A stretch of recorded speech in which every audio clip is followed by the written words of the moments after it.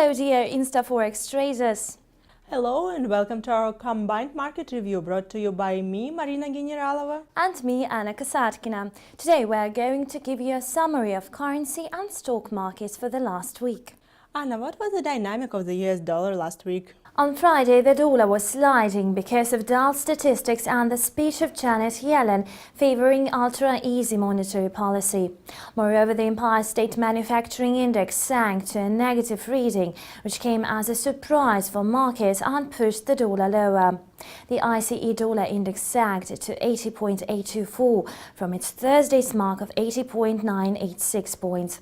All in all, the index lost 0.6% over the week. On Thursday, the next Fed chief, Janet Yellen, said the Fed's stimulative monetary policy should continue, even though it tends to debase the dollar.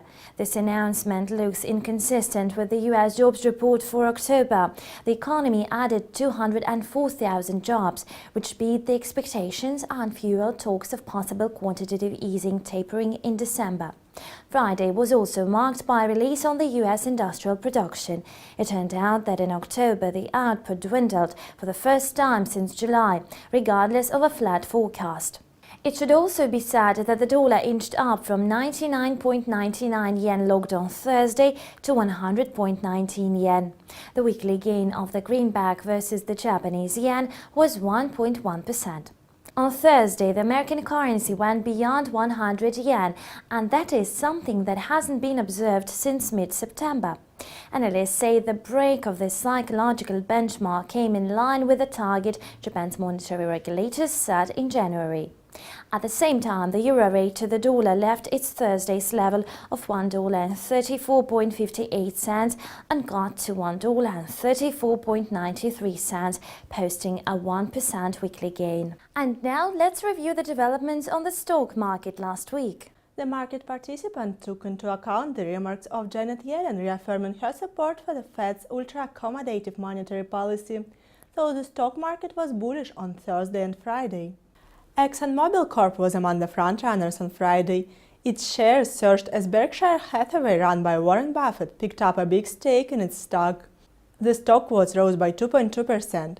On Thursday, Berkshire Hathaway filed an update on its portfolio, with the U.S. Securities and Exchange Commission reporting a purchase of about 40 million of ExxonMobil shares for $3.5 billion. At the same time, the securities of Archer Daniels Midland Corporation plummeted 3.4%. On Friday, the Environmental Protection Agency put forward an offer to cut the 2014 use of advanced biofuel, including biodiesel, as the renewable fuel standard will soon be hard to meet. Presently, Archer Daniels Midland is awaiting the regulatory approval for acquisition of Grain Corp Limited. The reason is that Australia's government is unsure whether it would be wise to yield its largest grains handler on the East Coast to the foreign company. But why is the deal still pending? The reason is that Australia's government doubts if it should let a foreign corporation control such a big grains handler as Grain Corp Limited. And that's all for now. So you were watching a weekly combined review compiled for you by InstaForexx. See you next week. Bye.